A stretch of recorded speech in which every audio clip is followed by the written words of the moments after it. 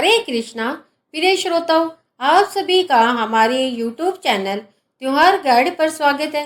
इस वीडियो में हम सभी जानेंगे कि वर्ष 2026 में ज्येष्ठ का महीना कब से शुरू हो रहा है और इस वर्ष यह महीना इतना खास क्यों है, इसका क्या महत्व है, इस महीने में क्या करें और क्या नहीं करना चाहिए।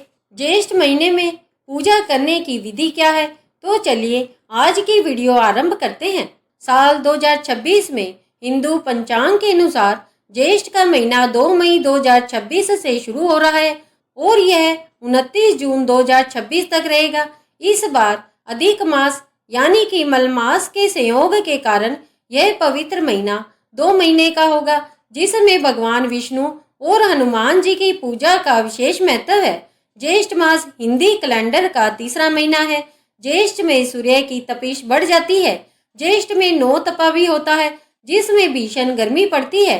इस समय हर प्राणी के लिए जल और छांव प्रिय होते हैं। ज्येष्ठ मास का प्रारंभ ज्येष्ठ कृष्ण प्रतिपदा तिथि से होता है और जिसका समापन ज्येष्ठ शुक्ल पूर्णिमा तिथि से होता है। इस वर्ष 17 मई से 15 जून तक अधिक मास होने के कारण ज्येष्ठ का महीना 58 या 59 दिनों का होगा। इस माह में स्नान, दान, पूजा पाठ करने का विशेष महत्व है और इस माह में बड़े मंगल पर हनुमान जी की पूजा का विशेष विधान है। ज्येष्ठ मास में भगवान विष्णु के त्रिविक्रम स्वरूप यानी वामन अवतार की पूजा करनी चाहिए। इससे व्यक्ति को शत्रुओं पर विजय मिलती है और पाप का नाश होता है और अश्वमेध यज्ञ जैसा पुण्य प्राप्त होता है। लेकिन जो लोग पूजा पाठ आदि नहीं कर सकते हैं, उनके लिए ज्येष्ठ मास में एक सबसे सरल उपाय है, जिसे करने से आपके पाप भी मिट जाएंगे और मृत्यु के बाद मोक्ष की भी प्राप्ति हो सकती है। इसके लिए आप ज्येष्ठ मास में हर दिन जल का दान करें। आप प्यासे लोगों को पानी पिलाएं। अपने घर के बाहर मटके में पानी भरकर छांव में रख दें, ताकि जो राहगीर वहां से गुजरे वो पानी पी सके। इसके अलावा मिट्टी के बर्तन में पानी भरकर छांव में पशु और पक्षियों के लिए रखें। ज्येष्ठ मास में जल का दान करने से बड़ा कोई पुण्य कर्म नहीं होता है। ऐसा करने वालों पर भगवान विष्णु की कृपा होती है। वह जन्म और मरण के बंधन से मुक्त हो जाता है। चलिए अब जानते हैं कि वर्ष 2026 में इतना खास क्यों है ज्येष्ठ का महीना। चंद्रमा के आधार पर एक साल लगभग 354 या 355 दिनों का होता है, जबकि सूर्य के आधार पर एक वर्ष 365 दिन का माना जाता है। इसी अंतर को कम करने के लिए हर तीसरे साल एक अतिरिक्त माह जोड़ा जाता है, जिसे अधिक मास कहते हैं। इस बार ज्येष्ठ मास 2 मई से लेकर 29 जून तक रहने वाला है। जब सूर्य की तपिश प्रचंड होती है, तब ज्येष्ठ की गर्मी तपाती है। घर के बाहर निकलो तो जलाती है। छांव में बैठने से भी शरीर पसीने से तरबतर रहता है। 2 मई से ज्येष्ठ माह शुरू हो रहा है। इस बार ज्येष्ठ के साथ अधिक मास भी जुड़ रहा है, जिससे ज्येष्ठ मास बढ़कर 59 दिन का हो गया है। इस बार ज्येष्ठ मास 2 मई से लेकर 29 जून तक रहने वाला है। इस बीच 17 मई से लेकर 17 जून तक अधिक मास भी रहेगा।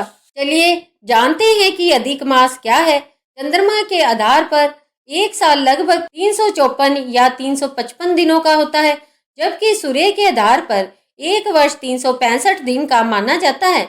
इसी अंतर को कम करने के लिए हर तीसरे साल एक अतिरिक्त माह जोड़ा जाता है, जिसे अधिक मास कहते हैं। इस मास का स्वामी भगवान विष्णु को माना जाता है, इसीलिए इसे पुरुषोत्तम मास भी कहा जाता है। ज्येष्ठ मास में मंगलवार की पूजा का विशेष महत्व बताया गया है। इसे बड़ा मंगल या बुढ़वा मंगल कहा जाता है। इस दिन लोग पूरी श्रद्धा के साथ वीर बजरंगबली की पूजा करते हैं।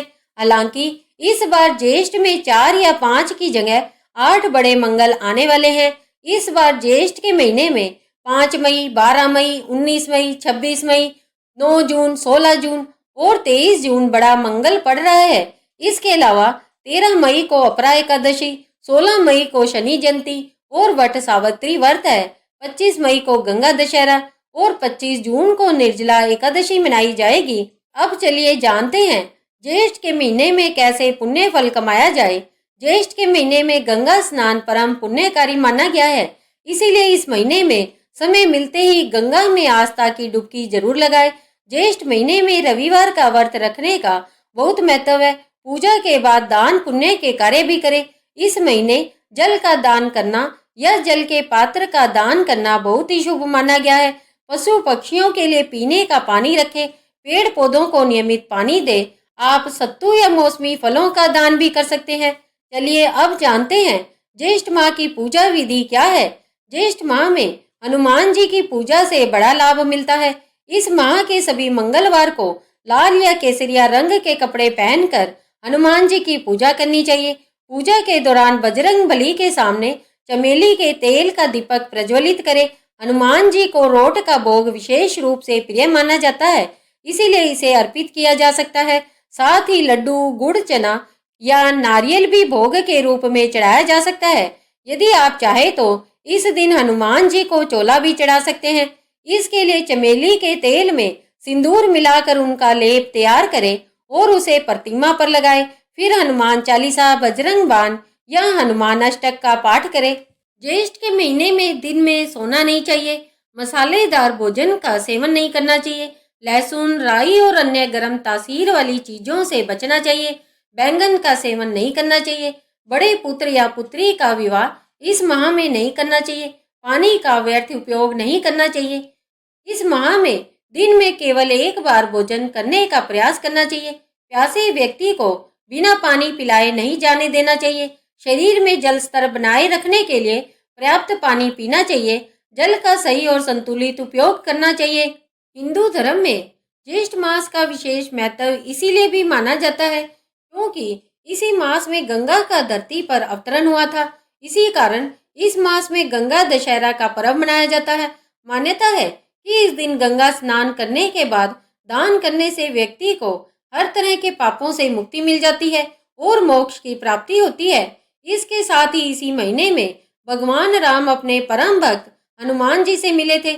इसके साथ ही ज्येष्ठ महीने में ही भगवान शनि देव का जन्म भी हुआ था। चलिए अब जानते हैं ज्येष्ठ मास और पुरुषोत्तम मास में क्या करना चाहिए। इस बार ज्येष्ठ मास के साथ पुरुषोत्तम मास यानी कि अधिक मास लगने से जप तप आदि कार्य करने का दुगुना फल आपको मिलेगा। ज्येष्ठ मास में तीर्थ यात्रा करने का विशेष महत्व बताया गया है। साथ ही पवित्र नदियों में स्नान करना भी शुभ फलदायी रहता है। ऐसा करने से अनजाने में किए गए पापों से मुक्ति मिलती है। इस महीने में हनुमान जी की पूजा करने के साथ साथ भगवान विष्णु की रोजाना पूजा करना भी विशेष फलदायी है। इस महीने में रोजाना श्रीमद् भागवत कथा का पाठ करें और विष्णु सहस्त्र नाम का पाठ करें। भगवान विष्णु के सामने सुबह शाम घी का दीपक जलाएं। इसके अलावा गीता और विष्णु पुराण का पाठ भी आप कर सकते हैं। ऐसा करने से घर में सकारात्मकता आती है। इस दौरान पानी का दान करना बेहद ही शुभ फलदायी माना जाता है। पशु पक्षियों के लिए खाने और पानी का इंतजाम करें। चलिए अब जानते हैं ज्येष्ठ मास और पुरुषोत्तम मास में क्या नहीं करना चाहिए। ज्येष्ठ मास में दिन के समय न सोए। दिन में सोने से भाग्य कमजोर हो जाता है। इस महीने में बैंगन का सेवन नहीं करना चाहिए। पानी को व्यर्थ में बर्बाद न करें। पानी की बर्बादी से वरुण देव नाराज होते हैं, जिससे आर्थिक समस्याओं का सामना करना पड़ सकता है। तामसिक भोजन से परहेज करें। मांस, शराब, लहसुन, प्याज जैसे तामसिक चीजों से थोड़े परहेज करें। ऐसा करने से मन अशांत रहता है। ज्येष्ठ मास में शादी करने से परहेज करना चाहिए। अगर घर में कोई बच्चा सबसे बड़ा है तो उसका विवाह इस समय नहीं करना चाहिए। अंत में हम यही कहेंगे कि ज्येष्ठ हिंदू कैलेंडर का तीसरा महीना है और इसके स्वामी मंगल ग्रह है, जो साहस और ऊर्जा के प्रतीक है। इस मास की पूर्णिमा को चंद्रमा ज्येष्ठा नक्षत्र में होता है, जिस कारण इसका नाम ज्येष्ठ पड़ा। 59 दिनों की यह लंबी अवधि दान पुण्य के जरिए ग्रह दोषों को शांत करने का एक दुर्लभ अवसर है। प्रिय श्रोताओं, तो यह थी ज्येष्ठ मास और ज्येष्ठ मास में पड़ने वाले अधिक मास के संबंध में संपूर्ण जानकारी। आप सभी को यह जानकारी कैसे लगी? उम्मीद है कि आप सभी को यह जानकारी पसंद आई होगी। यदि आप सभी को यह जानकारी पसंद आई है तो इस वीडियो को अपने तक ही सीमित ना रखें। इसे अपने दोस्तों एवं परिवारजनों को शेयर करें ताकि वे भी ज्येष्ठ मास और अधिक मास के संबंध में संपूर्ण जानकारी प्राप्त कर सके और इस महीने में जप तप दान पुण्य कर कर इस महीने का लाभ उठा सके। प्रिय श्रोताओं, यदि आप हमारे चैनल पर नए हैं या हमारे चैनल से अभी तक नहीं जुड़े हैं तो हमारे चैनल त्योहार गाइड को सब्सक्राइब करिए और बेल आइकन बटन को क्लिक करना ना भूलें ताकि कोई भी नई वीडियो अपलोड होते ही उसका नोटिफिकेशन सबसे पहले आप तक पहुंच सके। इस वीडियो को अंत तक देखने के लिए आप सभी का धन्यवाद। हरे कृष्णा हरे कृष्णा हरे कृष्णा।